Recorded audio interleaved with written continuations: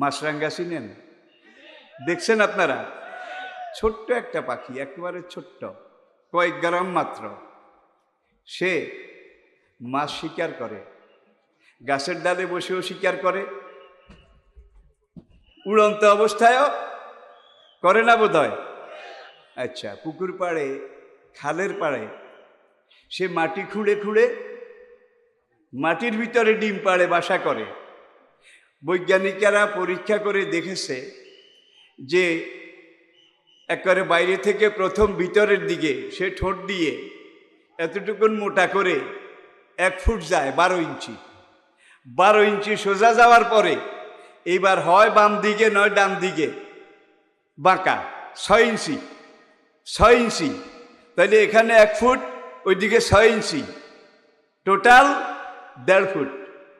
ওই 6 ইঞ্চির সেই মাথায় গিয়ে স্ত্রী মাছরাঙ্গা ডিম পাড়ে, আর পুরুষ মাছরাঙ্গাটায় বনে জঙ্গলে ঘুরে ঘুরে সাপের খোলস, হাফেজ সরং চিনেন নিও, হাফেজ সরং, বিষাক্ত সাপের খোলস এটা সংগ্রহ করে। দাঁড়ার সাপ, গোকরা সাপ, জাতি সাপ, এই সাপের খোলস সংগ্রহ করে নিয়ে আসে। এনে স্ত্রী মাছরাঙ্গাটা ডিম দেওয়ার পরে সে সাপের খোলসটা মাথার দিকটা বাসার ভিতরে ঢুকায়, মাথার দিকটা খোলসের ঢুকাইয়ে ওই 1 ফুট পর্যন্ত ওই মাথায় নেয়, বাকি লেজটা গর্তের বাইরে রাখে। এখন যেই কোনো মানুষ হোক, সাহসী হোক, বীর হোক, যখন এখানে এসে দেখে বাপ রে বাপ, গোকরা সাপের খোলস এই গর্তের মধ্যে ঢুকছে, লাঠি দিয়া গুতানো তো দূরের কথা, 60 মাইল বেগে দৌড় দিবে। ঠিক না বে ঠিক? কে শিখিয়েছে ওদেরকে এই প্রযুক্তি? কে শিখিয়েছে? কে শিখিয়েছে? এই বাবা আমি বলতে গেলে 1500 বছর পরে আজকে বিশ্বের সব বিজ্ঞানী গবেষক এক বাক্যে স্বীকার করেছে, শুধু মৌমাছিদের যারা স্ত্রীলিঙ্গ, স্ত্রী প্রজাতি, তারাই মধু সংগ্রহ করে। পুরুষ প্রজাতির কোনো মৌমাছি মধু সংগ্রহ করতে পারে না এবং করেও না। যে কুলি, ফুলের থেকে মধু খাও, উসলুকি, পাহাড়ে পাহাড়ে উড়ে বেড়াও, সেখান থেকে মধু সংগ্রহ করো। আর অয়াখরুজু মিন বুতুনে হা হা, স্ত্রীলিঙ্গ, স্ত্রী মৌমাছির পেট থেকে। আর মৌমাছিরা এইভাবে মধু সংগ্রহ করে। কোরআনে এই মধু যারা সংগ্রহ করে মৌমাছির, সবগুলোতে আল্লাহ মুআন্নাস, স্ত্রীলিঙ্গ এটা ব্যবহার করেছেন। আজকের আধুনিক বিজ্ঞানীরা স্বীকার করেছে একমাত্র স্ত্রী জাতীয় মৌমাছি তারাই মধু সংগ্রহ করে, অন্য কেউ করতে পারে না। পিঁপড়া চিনেন তো? পিঁপড়া আমাদের সচরাচর দেখার যেসব কীট পতঙ্গ আছে তার মধ্যে পিঁপড়া সবচাইতে ছোট। শীতের মৌসুম আসার আগে ওরা মেজর একটা লেবার, খুব বেশি খাটনি করে, কারণ শীতের কয়েক মাস বের হওয়া যাবে না। ঠান্ডায় ওদের পাগুলো শক্ত হয়ে জমে যাবে। এখন শীতের আগে তারা শীতের খানা এটা সংগ্রহ করে। আর এক এলাকার মধ্যে কিন্তু মাটির নিচে অনেকগুলো পিঁপড়ার ঢিবি থাকে, ঢিবি ঢিবি, পিঁপড়ার বাড়িঘর আর কি, মহল্লা, পাড়া। এরপরে তারা একটা ধান নিয়ে যায়, একটা গম নিয়ে যায়, একটা পোকা নিয়ে যায়, যায় কি না? এই যে পিঁপড়ার লাইন আছে, এটার মধ্যে একদল আছে শ্রমিক, তারা শুধু এগুলো নেবে। আপনার শরীরের ওজন মনে করেন 50 কেজি, কথা বুঝাবার জন্য বলছি। আপনি আপনার শরীরের কত গুণ বোঝা নিতে পারবেন? কাঁধে করে, মাথায় করে? সমান। আর একটু শেয়ানা হইলে 1.5 গুণ, এর চাইতে 6.5 আনা হইলে 2 গুণ। বৈজ্ঞানিকরা পরীক্ষা করে দেখেছে একটা পিঁপড়ার ওজন যে দূর, তার নিজের ওজনের চাইতে 40 গুণ বেশি ভারী একটা বোঝা সে সামনে 2 হাত দিয়ে এইভাবে ধরে শূন্য করে নিয়ে যেতে পারে। 40 গুণ, 40 গুণ। বিজ্ঞানীরা আজকে এগুলো স্বীকার করেছে। কোরআনে একটা সূরা আছে নামল, কি? দি অ্যান্ট, পিঁপড়া, পিপিলিকা, একটা সূরা আছে। এখন এই যে তারা এগুলা সংগ্রহ করেছে। যখন শীত আসার অব্যবহিত পূর্বে আগে আগে ওরা এবার জরিপ করে যে আমাদের কোল্ড স্টোরেজ তারা ভিতরে যে গম রাখে এক কোল্ড স্টোরে, ধান আরেক কোল্ড স্টোরে, চাউল আরেক কোল্ড স্টোরে, পোকামাকড় আরেকটা কোল্ড স্টোরে। পরীক্ষায় দেখা গেছে 6 মাস 1 বছর গেলেও যেই পোকাটা মরা পোকা নিয়ে রাখে 6 মাস পরে ওইটা তাজা, ওইটা শরীরটা আগের মতো, একটু দমেও না, শুকায়ও না, কমেও না। তাহলে মাটির নিচে এই যে শীতাতাপ নিয়ন্ত্রিত কোল্ড স্টোরেজ, এটা তারা কি দিয়ে বানায়, কেমনে বানায়, বিজ্ঞানীরা আজ পর্যন্ত এটা বের করতে পারেনি। শীতের আগে তারা জরিপ করে কোন বাড়িতে কারা কি পরিমাণ খাদ্য গুদামজাত করেছে।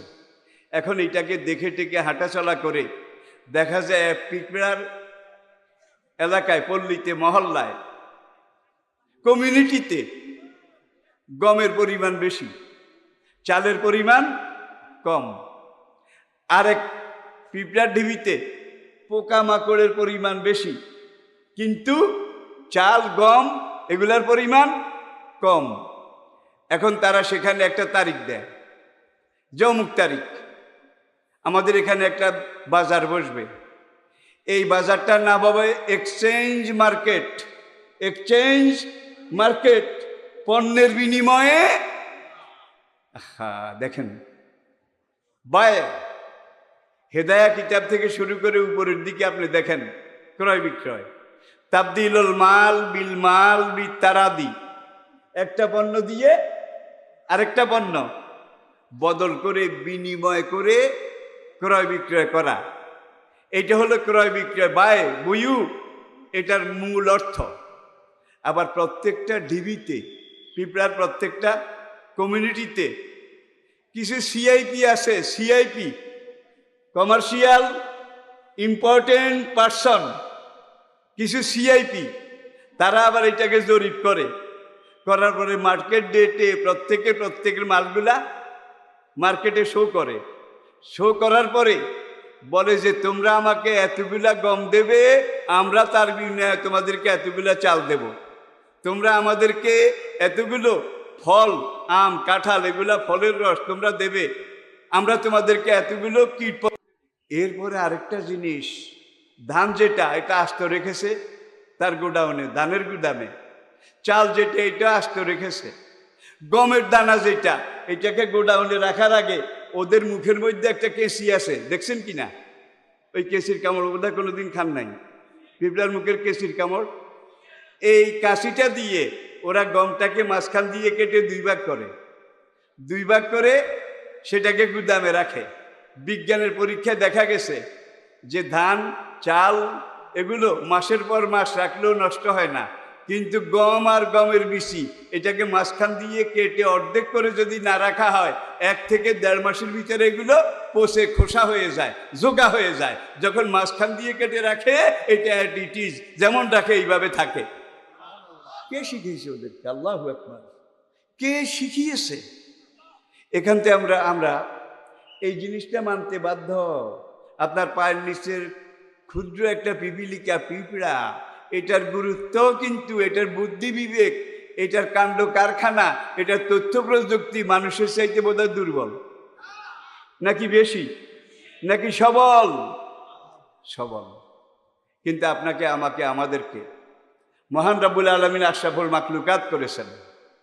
আরেকটা কথা এখানে না বললেই নয়, আমি যেই কথাগুলো বলেছি কোরআনে পাকের দৃষ্টিকোণ থেকে বলেছি।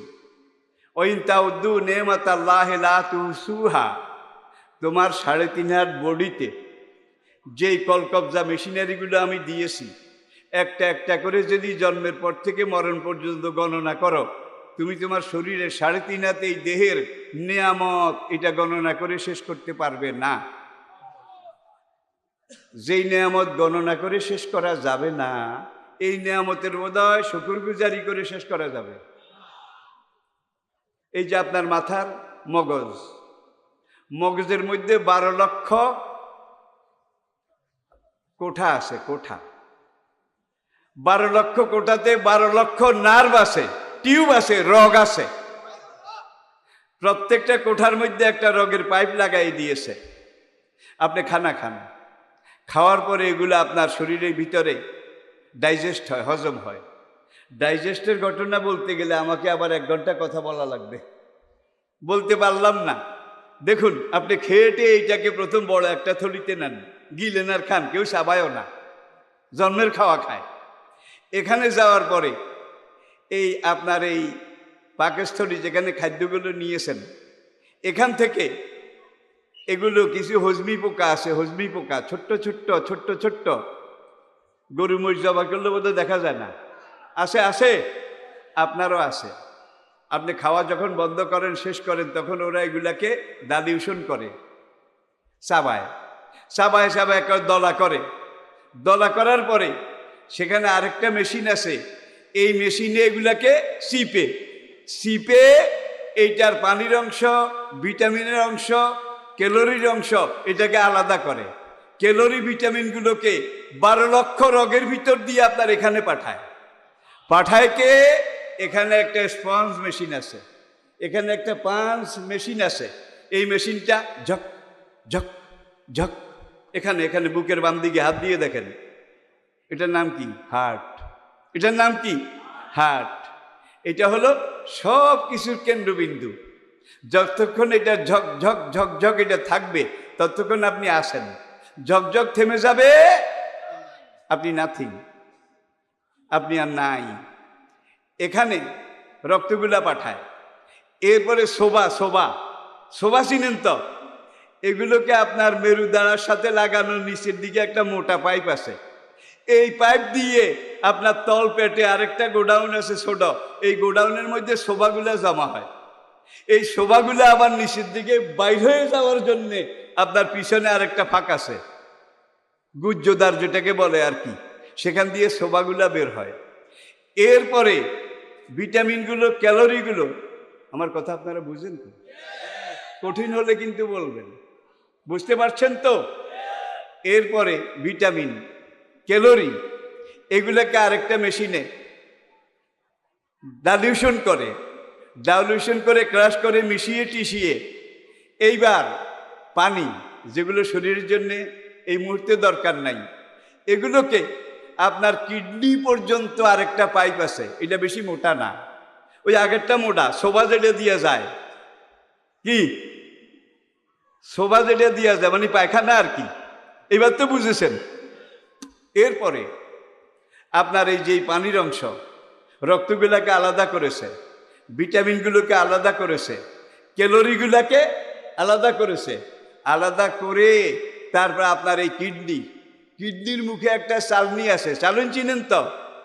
এই চালনিটার দায়িত্ব হলো এই যে পানিগুলো, অতিরিক্ত পানি যেগুলো বের হবে, এই পানিগুলো কিডনির মুখে প্রথমে যায়।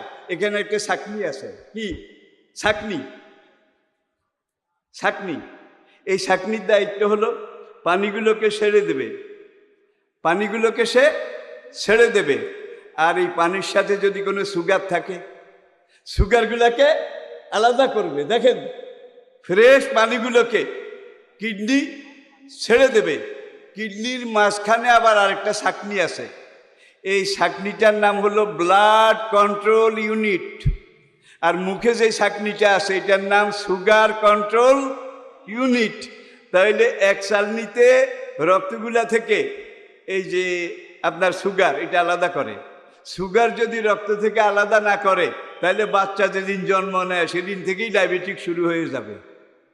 যার জন্য সুগারগুলোকে আলাদা করে, পেশাবের সাথে যাতে কি সুগার যেতে না পারে। পরের ছাঁকনিতে রক্তগুলাকে আলাদা করে আবার আরেকটা উল্টা পাইপ দিয়ে উপরের দিকে সে হার্টের মধ্যে পাঠায়। হার্টের এখানে আবার একদিকের হাড়টা একটু ছোট, আরেক দিকে একটু বড়। এখানে পাঠানোর পরে হার্টের সাথে লাগানো আছে ফুসফুস। এই ফুসফুসের মধ্যে হার্টের থেকে ঝক ঝক ঝক ঝক, প্রত্যেকটা ঝকঝকের সাথে একদলা রক্ত ফুসফুসে যায়। ফুসফুসে গেলে ফুসফুস এটাকে রিফাইন করে, এটাকে চেক আপ করে, করার পরে যেন কোনো রকমের বিষাক্ত দূষিত কিছু না থাকে, মোটা একটা রগ আপনার একবার এখান দিয়ে গর্দানের পিছন দিয়ে আপনার মস্তিষ্ক এখানে গিয়ে 12 লক্ষ টিস্যুর মধ্যে এটা ভাগ হয়েছে। শরীরের যতটা পশম, প্রত্যেকটা পশমের গোড়ায় গোড়ায় একটা একটা রগ আছে, এক একটা পাইপ আছে। এখান থেকে রক্তগুলো ওই মেশিন যখন ঝকঝক করে, হ্যাঁ, তখন এই রক্তগুলো এই পাইপগুলোর ভিতর দিয়ে আপনার প্রত্যেকটা পশমের গোড়ায় গোড়ায় যায়।